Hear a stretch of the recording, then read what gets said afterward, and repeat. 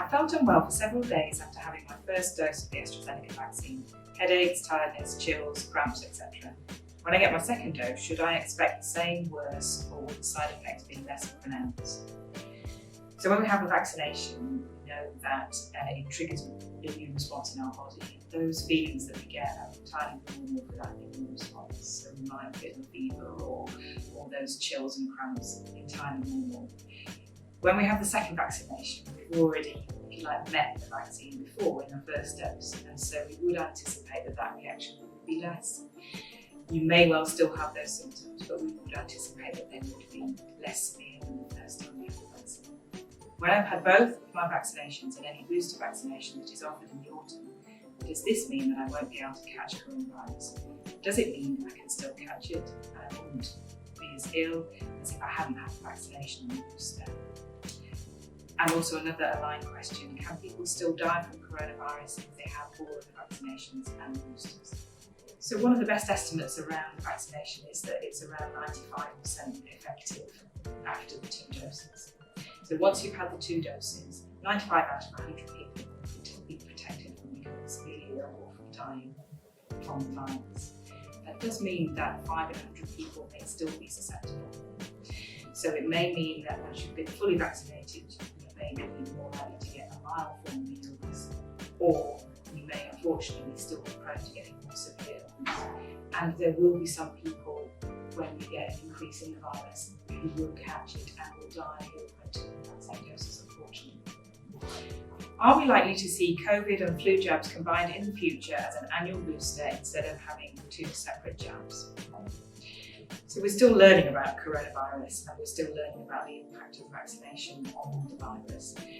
What we don't know is what level of immunity we're going to have in the future from our vaccinations, and this is something that we need to understand over time.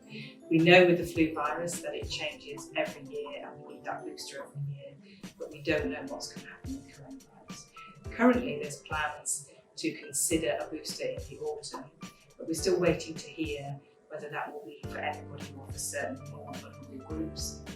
And we're also still waiting to hear whether we'll have a booster that relates to the variants of the virus as well. So possibly, but we're still waiting to hear that.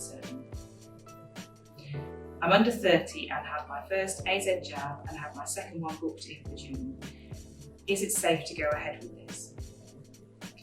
So there's been a lot of media attention, as you'll have seen, around concerns of clots related to coronavirus vaccination, and particularly the AZ vaccine.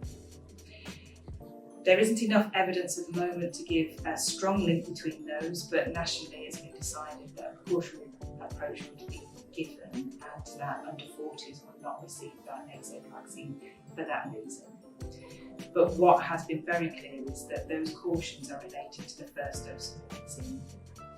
So there is much greater confidence that if you've had your first vaccine with AZ and had no problems, then it's fine to go ahead with your second vaccine. I would very much encourage you to do that so that you're fully vaccinated.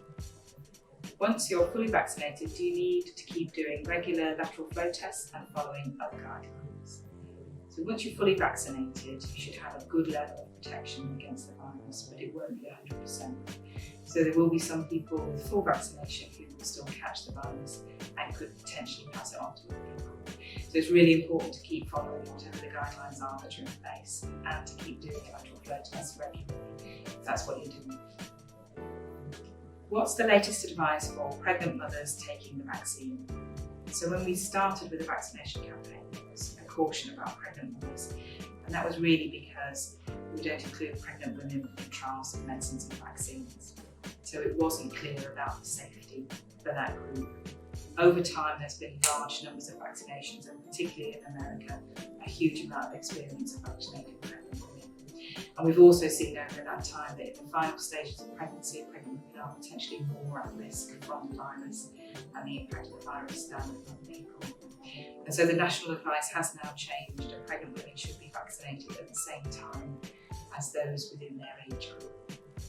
Most pregnant women are under 40 and so will be offered the Pfizer or Moderna vaccines.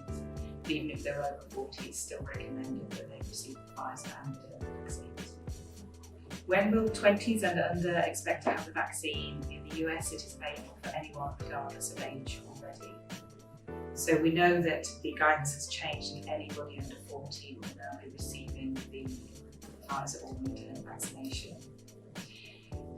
There have been lower supplies of this vaccine because there were huge amounts of the vaccine ordered.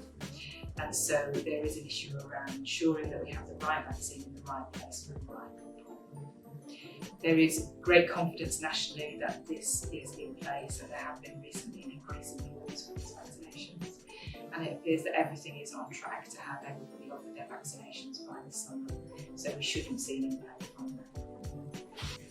I'm young and apparently at low risk of getting really ill from COVID. Why should I have the vaccine?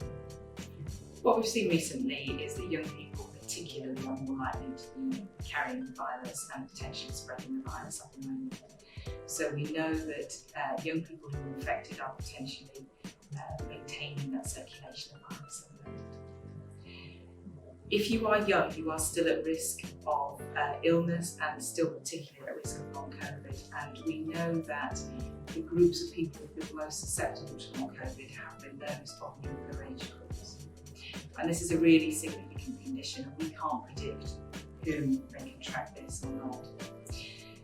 So we would really encourage you on both aspects, both from reducing the circulation of the virus in the population, but also protecting yourself from developing such an unpleasant condition, to go forward and get the vaccination. It's impossible to predict what may happen if you contract the virus. If you or a loved one have had both vaccines, can we stop following guidelines? So when you receive the vaccination, after about 3 weeks, you get to your maximum point of immunity and protection.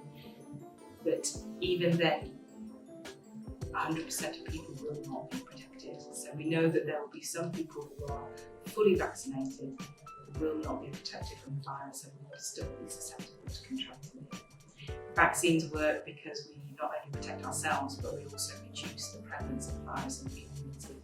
So we protect ourselves and reduce our chance of coming across it in our day-to-day lives.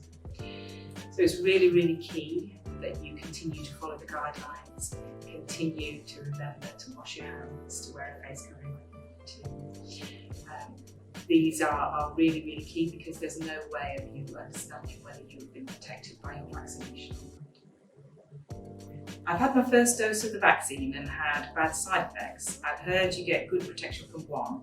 Do I have to have a second? So you certainly do get good protection from one dose of the vaccine, but what we don't know is how long that protection will last for. And so the purpose of the booster is both to give you even better protection, but also to ensure that that's a much more long-lived protection as well. When you mention bad side effects from the first dose of the vaccine, it really depends what you mean by bad side effects. If you're talking about feeling feverish, unwell, headache, having to go to bed, they're all usual side effects from the vaccine and are nothing to worry about. So it's absolutely fine to go ahead and have your second dose. If you had any more significant side effects or an allergic reaction to the first dose of the vaccine, the best thing would be to have a conversation with your doctor and just double check that they are happy for you to receive. We're very, very keen for everybody to have the 2 doses to ensure that they have the best protection. If my child is just about to turn 18, will the NHS contact me or should I speak to my doctor about their vaccine? So at the moment, young people of that age are not being called forward for vaccination, so it very much depends when the birthday is.